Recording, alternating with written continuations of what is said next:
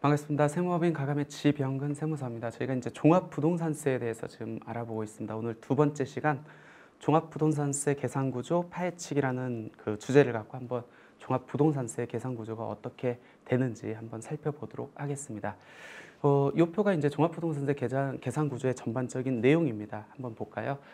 인별로 종합부동산세를 계산합니다. 그러니까 내 이름으로 되어 있는 전국의 모든 부동산을 합한다. 근데 보유세의 일종이기 때문에 시세를 반영을 할 수가 없죠. 할 수가 없기 때문에 국가에서 매긴 세금을 부과하기 위해서 각 부동산, 그러니까 아파트나 개별 주택에 따라서 부과해 놓은 가액이 있습니다. 그거를 우리가 공동주택 가격 또는 개별주택, 단독주택 가격이라고 하는데 그 국가에서 매긴 금액을 이제 다 합합니다. 합하면은 전체 주택 공시가격 합이 나오겠죠. 그 중에서 아까 종부세 자체가 이제 모든 전체 금액에 대해서 부과되는 세금이 아니고 일정 기준 금액을 초과하는 부분에 대해서 세금을 부과하다 보니까 과세 기준 금액을 차감을 해야 돼요. 그 과세 기준 금액이 6억 원, 1세대 1주택자에 같은 경우에는 9억 원을 적용하도록 되어 있습니다. 그럼 6억 원이나 9억 원을 차감을 하면은 과세 기준 초과 금액이 나오겠죠. 여기에다 세율을 곱하는 게 맞는데 그 바로 곱하면은 세부담이 너무 크기 때문에 그 세부담을 조금 경감시켜 주기 위해서 적용하는 게 공정시장가액 비율이라는 겁니다. 현재 2019년도 현재는 85%를 적용하고 있고 이게 향후적으로 5%씩 증액돼 가지고 2022년도에 100%를 적용하겠다는 겁니다. 이 공정시장가액을 적용하면 이제 과세 표준이 나와요. 과세 표준이 나오면은 세율을 적용하는데 현재 종합부동산세 세율은 6단계 누진세율로 적용되게 되어 있고 조정대상 지역 내 2주택자하고 조정대상 지역 여부에 상관없이 주택수가 3채 이상인 사람들은 이 기본세율에 플러스 알파가 가미된 중과세율을 적용하도록 되어 있습니다. 세율까지 적용을 했습니다. 그러면 종합부동산세 세액이 나오겠죠. 이 세액에서 세 가지를 차감하고 납부세액을 산정하도록 되어 있습니다. 그 첫 번째가 뭐냐면 공제할 재산세액입니다. 이 공제할 재산세액은 종합부동산세 과세표준에 부과된 재산세액을 빼줘야 이중과세가 해결이 될 거 아니에요. 그래서 빼주는 장치라고 보시면 될 것 같고 두 번째는 세액공제라고 해가지고 아까 1세대 1주택자에 대해서는 과세 기준 금액이 3억 원을 얹어서 9억을 적용했죠. 그 똑같은 1세대 1주택자에 대해서는 거기서 혜택을 한번 줬음에도 불구하고 내야 될 세금에 대해서 고령자나 장기 보유자에 한해 가지고 또 일정 부분 까주고 있습니다. 그거를 1세대 1주택자에 대한 세액공제라고 해가지고 차감을 해주고 있고 마지막으로 우리나라 보유세의 특징 전년도에 냈던 보유세 즉 재산세 플러스 종합부동산세 일정 부분 이상 초과되는 것은 안 내도 된다. 상한율을 적용해가지고 그 상한 초과액을 차감하도록 되어 있는데 그 상한율이 작년까지만 하더라도 150%를 적용했는데 올해는 이제 3원화 됐습니다. 따라서 일반적인 경우는 150%, 그 다음에 조정대상 지역의 2주택자는 200%, 그 다음에 주택수가 3채 이상인 사람들은 300%를 적용하도록 되어 있습니다. 이게 전반적인 계산 구조 내용이고 좀 세부적으로 한번 들어가 볼까요? 먼저 주택 공시가격입니다. 과세관청이 조세를 부과를 하기 위해서 만들어 놓은 주택에 대한 기준시가라고 보시면 될 것 같아요. 왜? 보유하는 와중에 내는 세금이다 보니까 시세 자체를 파악하기 힘들잖아요. 그렇기 때문에 딱 세금을 부과하기 위해서 이 주택은 올해 얼마다라고 고시해 놓은 게 주택 공시가격이라고 보시면 될 것 같고 이 공시가격은 통상 시세의 70%에서 왔다 갔다 하고 있는데 정부에서 이 공시가격을 점점 현실화시키겠다고 합니다. 따라서 작년에 비했을 때 아마 올해 공시가격이 상당히 높아진 걸 확인할 수 있을 겁니다. 그거는 정부의 정책에 따라서 현실화시키기 위한 하나의 반영이다라고 보시면 될 것 같고 이 주택 공시가격은 매년 4월 말에 고시가 돼요.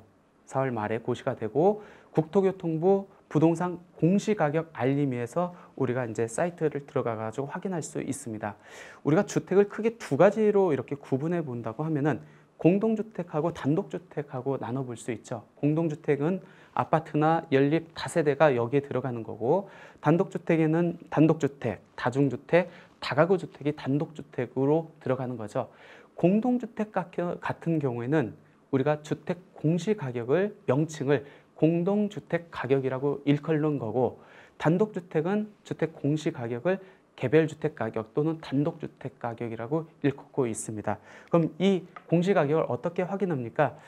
포털 사이트에 주택 공시가격 이렇게 치시면은 아마 국토교통부 부동산 공시가격 알림이로 링크가 되어 있을 거예요. 거기에 들어가시면은 요 메인 화면이 뜨는데, 맨 오른쪽에 공동주택 공시가격이 있고, 그 다음에 그 반대편에 개별 단독주택 공시가격이 있는데, 아까 말씀드렸듯이 아파트나 연립이나 다세대는 이 공동주택 공시가격으로 들어가면은 확인할 수 있을 거고, 단독 다세대 다중주택은 개별 단독주택 공시가격을 들어가면은 확인할 수 있습니다. 그러니까 토지랑 비교했었을 때, 토지는 우리가 개별 공시지가라고 말을 하잖아요. 그 의미하고 동일하다고 이렇게 보시면 될 것 같습니다. 예를 들어 가지고 이제 사이트에 들어갔습니다. 내가 한 아파트에 대해서 한번 주택 공시가격을 확인하고 싶다라고 하면은 사이트 들어가셔 가지고 공동주택 가격을 누르시면은 지금 보시는 화면이 나올 겁니다. 여기서 자기가 이제 도로명이나 아니면 집원 주소를 이렇게 검색을 하시면은, 예를 들어서 서울특별시 강남구 강남대로에 있는 단지명을 클릭하시고 동호수를 클릭하시고 열람하기 메뉴를 누르시면은 공시가격이 쭉 그동안 고시됐던 금액이 나옵니다. 그래서 2019년 1월 1일로 되어 있는데, 실질적으로 고시 자체가 4월 말일날 고시가 되기 때문에 효력 자체는 이 공시 기준금액 기준일에 상관없이 4월 말일부터, 그러니까 고시일로부터 다음 연도 고시일까지 유효하다고 보시면 될 것 같습니다. 무슨 얘기냐? 예를 들어서 2019년도에 4월 30일 날 2019년 공동주택에 대한 고시금액이 고시가 됐습니다. 그거는 내년 2020년도에 고시되기 직전, 그러니까 2020년 거의 4월 말일 정도까지는 유효하게 써먹는다라고 보시면 될 것 같습니다. 그 다음에 이제 공정시장가액 비율입니다. 우리가 이제 과세 표준을 경감시켜주기 위해서 부동산 시장의 동향이라든지 아니면 재정 여건들을 고려해가지고 주택 공시가격에 곱하는 정책적 비율이라고 말씀을 드렸는데, 이게 이제 5%씩 계속 증액하고 있어요. 그래서 올해 같은 경우는 85%가 적용되고 점점 5%씩 증액해가지고 2022년도에 100%를 달성을 한다라고 보시면 될 것 같고, 그럼 계산구조에서 주택 공시가격을 합하고요. 그 다음에 과세 기준금액 6억 원이나 1세대 1주택자는 9억 원을 차감하고 여기다 이제 공정시장가액을 곱하면은 과세 표준이 나오는데, 이 과세 표준이 얼마인지에 따라서 세율 적용 구간이 달라집니다. 그래서 현재 세율 구간은 6단계로 되어 있고, 기본적으로 0.5%에서 최고 2.7%까지 과세 표준 금액에 따라서 적용 구간이 다르다고 이렇게 보시면 될 것 같은데, 오른쪽에 보시면은 조정 대상 지역 내 2주택자, 그 다음에 3주택 이상 소유자는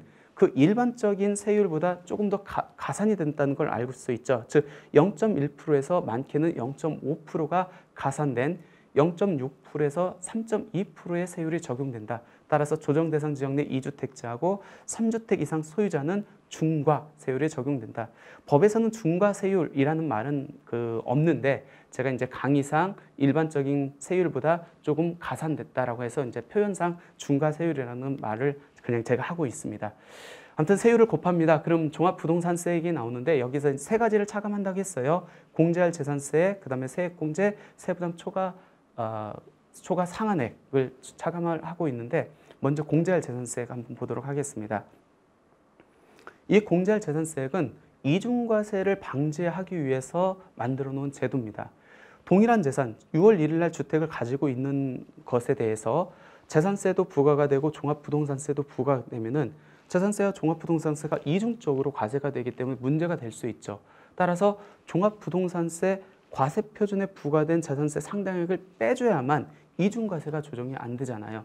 예를 들어서 6억 이하다. 6억 이하에서는 재산세는 과세가 되겠죠. 근데 6억 이하의 종부세는 과세 기준금액 미달이니까 종부세가 부과될 여지가 없겠죠. 그러니까 이중과세 문제가 발생을 안 하고, 6억 초과분 한번 생각을 해볼까요? 재산세 당연히 과세 되겠죠. 종합부동산세 당연히 과세가 됩니다. 그럼 이 종합부동산세에 녹아 들어가 있는 재산세만큼을 빼내자. 그게 공제할 재산세액입니다. 그럼 산식이 어떻게 되느냐? 우리 종합부동산세법 시행령 제4조 2항에 4조 2에 이렇게 규정되어 있습니다. 공시가격이 있고 그 금에서 과세 기준금액을 초과한 금액, 그러니까 6억 원이나 9억을 차감한 금액이죠. 여기에다가 종합부동산세 공정시장가액 비율 현재는 85%죠. 거기에다가 자산세 공정시장가액 비율 현재 60%거든요. 그걸 곱하고 자산세율을 곱해가지고 그 부분을 빼자라고 하는 게 공제할 재산세액인데, 이 산식에 대해서 요즘 이제 말이 많았고 대법원에 대해서 이 산식이 적정성에 대해서 판결이 나왔죠. 그래서 올해 2015년도 종합부동산세 환급세태가 발생한 게 바로 이 부분입니다. 그 부분은 제가 별도 그 주제를 따로 따가지고 설명드리도록 하겠습니다. 그럼 여기에서 공제하는 재산세액의 범위가, 우리가 재산세를 고지서를 받아보면은 순수한 재산세만 있는 게 아니고 도시지역분재산세, 지역자율시설세, 그 다음에 지방교육세도 같이 서택스로 붙어가지고 재산세 고지서가 나옵니다. 그러면 이 서택스도 이 공제할 재산세액에 포함해가지고 공제를 해줍니까? 라는 질문이 있는데, 순수한 재산세만을 공제한다라고 보시면 될 것 같습니다. 그럼 다시 종합부동산세 계산 구조로 들어가가지고요.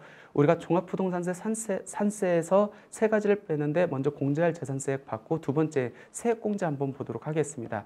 이 세액공제는 모든 사람한테 다 해주는 건 아니고 1세대 1주택자에 대해서만 혜택을 주고 있습니다.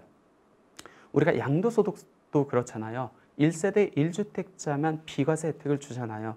그것처럼 종합부동산세도 1세대 1주택자, 한 세대가 하나의 주택만 가지고 있다고 했었을 때 좀 혜택을 배려하자라고 해서 두 가지를 만들어 놨죠. 과세 기준 금액이 6억 원이 아니고 3억 원을 얹어서 9억 원을 적용하는 거하고, 두 번째가 이 내야 될 세금에서 일정 부분 공제해 주는 제도인데, 두 가지를 마련해 놓고 있습니다. 고령자 세액공제라는 거하고 장기 보유자 세액공제입니다.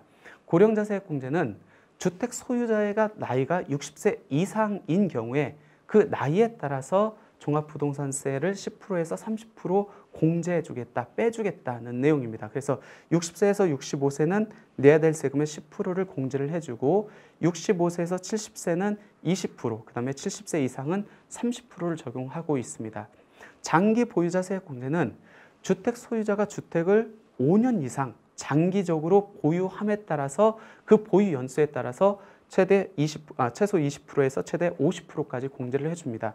즉 보유 연수가 5년에서 10년이면 내야 될 종합부동산세 20%를 빼주고, 10년에서 15년이면 40%를 빼주고, 15년이 넘는다 그럼 50%를 최대 빼주고 있습니다. 이 고령자 세액공제하고 장기 보유자 세액공제는 중복 적용이 가능합니다. 그럼 맥시멈으로 80%를 적용하는데, 현행 법상 80%를 다 인정해 주는 건 아니고요. 70%를 한도로 해가지고 중복 적용이 가능하다라고 보시면 될 것 같고, 그럼 여기서 말하는 1세대 1주택자의 범위가 어떻게 됩니까? 그거는 말씀드릴 게 많아가지고 별도의 토픽을 잡아가지고 제 구체적으로 말씀드리도록 하겠습니다. 다시 종합부동산세 계산 구조로 들어가서 마지막으로 세부담 상한 초과세액 한번 보도록 할까요? 취지 자체는 그거예요. 주택 공시가격이 예를 들어서 작년보다 올해 상당히 늘어났습니다. 그럼 어떻게 되겠죠? 작년에 보유세, 즉 재산세하고 종부세를 조금 냈는데 올해 갑자기 주택 공시가격이 급상승하다 보니까 갑자기 종부세하고 재산세를 급격하게 많이 내야 됩니다. 그러면 어떻게 되죠? 세부담이 급격하게 늘어나기 때문에 부담이 되죠. 그거를 완화시켜주기 위해서 이 세부담 상한 초과세액이라는 게 있습니다. 즉 전년도에 냈던 재산세하고 종합부동산세를 기준으로 해가지고 150%를 초과하면은 초과되는 거는 빼줄게 라는 게 이 세부담 상한 초과세액인데, 그동안은 150%를 적용했는데 올해부터는 조정대상 지역의 2주택자는 200%, 그 다음에 조정 대상 지역 여부와 상관없이 내가 주택을 3채 이상 가지고 있다. 그럴 경우에는 300%를 적용을 하고 있습니다. 당연히 150%를 적용하던 거를 200%, 300%를 적용을 하다 보니까 세부담이 늘어날 수밖에 없죠. 그렇기 때문에 세부담이 늘 수밖에 없고, 그럼 다시 한번 정리를 해볼까요? 종합부동산세 계산 구조를 봤었을 때 2019년도부터 세부담이 늘 수밖에 없는 이유, 첫 번째, 주택 공시가격을 정부에서 계속 현실화시키고 있다. 두 번째, 공정시장가액 비율, 즉 과세표준을 경감시키기 위한 정책적 비율을 그동안에는 동일하게 80%를 적용했는데 올해부터 5%씩 증액하고 있다. 세 번째, 세율 자체를 그동안에는 5단계 누진세율로 적용했는데 6단계 누진세율로 징액을 했고 거기에다가 조정 대상 지역 내 2주택자하고 주택수 3채 이상인 자들은 플러스 알파 중과세율을 적용한다. 마지막 네 번째, 세부담 상한내. 전년도에 냈던 거에 150%만 내 했는데 앞으로는 200%, 그다음에 주택 3채 이상인 자는 300%를 내도록 되어 있기 때문에 종부세가 많이 늘어날 수밖에 없다. 세금을 계산하는 데 있어 가장 중요한 거는 계산 구조입니다. 그러니까 가끔씩 오셔가지고 종합부동산세를 줄이기 위한 어떤 뭐 효과적인 방법이 없습니까? 라고 하는데 모든 절세 방법은 계산 구조에 들어가 있기 때문에 조금 복잡해 보일지라도 계산 구조를 자주 친숙하게 알고 있으면은 그래도 내가 어떻게 종부세를 어떤 방향으로 줄여야 되길지 좀 확인할 수 있을 것 같습니다. 종합부동산세 계산 구조를 확인하시는 게 상당히 중요합니다. 특히 많이들 오셔가지고 종합부동산세를 절세할 수 있는 방법이 뭔지 이렇게 많이 물어보시는데 그 모든 방법이 이 계산 구조에 담아 들어가 있습니다. 계산 구조가 좀 복잡하게 느끼실 수 있지만 한번 보시면 어떤 것들을 내가 건드려야 좀 종부세를 절감할 수 있는지를 확인할 수 있을 것 같고요. 우리 계산 구조 관련된 Q&A 두 가지만 이렇게 보고 오늘 강의를 마치도록 하겠습니다. 첫 번째, 동일한 주택에 대해서 재산세도 부과가 되고 종합부동산세도 부과가 되면은 이중과세에 해당되지 않습니까? 라는 질문인데 아까 종합부동산세 산식에서 볼 수 있었듯이 과세되는 부분에 부과된 재산세만큼을 종합부동산세에서 차감하도록 되어 있죠. 공제할 재산세 명목으로. 그렇기 때문에 이중과세에 해당되지는 않는다. 두 번째, 종합부동산세가 얼마가 나오는지 한번 계산해 보고 싶은데 어떤 방법이 없습니까? 현재 2019년도에 종합부동산세가 상당히 많이 변동이 있었죠. 개정이 됐죠. 더군다나 조정대상 지역 내 2주택자하고 주택수가 3채 이상이면은 세율도 달라지고 세부담 상한율 적용이 달라지기 때문에 계산이 상당히 복잡하게 되어 있습니다. 따라서 현행 포털 사이트나 이런 데에 나와 있는 부동산 세금기 계산기를 제가 들어가 봤는데 대부분 이 개정세법이 반영되고 있지 않습니다. 근데 유일하게 지금 제가 확인한 바로는 KB부동산 리본이라는 사이트가 있어요. 그쪽에 이제 종합부동산 계산기라는 메뉴가 있는데 거기에서는 아마 개정세법을 반영을 해가지고 지금 올려놓은 것 같습니다. 그래서 혹시 종합부동산세를 혼자 한번 계산해 보고 싶으신 분들은 그 사이트를 들어가셔가지고 계산하는 방법을 보시고 데이터를 입력하시면은 대충 얼마 정도 나올지를 한번 예측해 볼 수 있고 그 리본 사이트를 통해 가지고 계산 방법에 대해서는 제가 별도 챕터를 만들어 가지고 자세하게 설명드리도록 하겠습니다. 예, 오늘 강의 이상 마치도록 하겠습니다.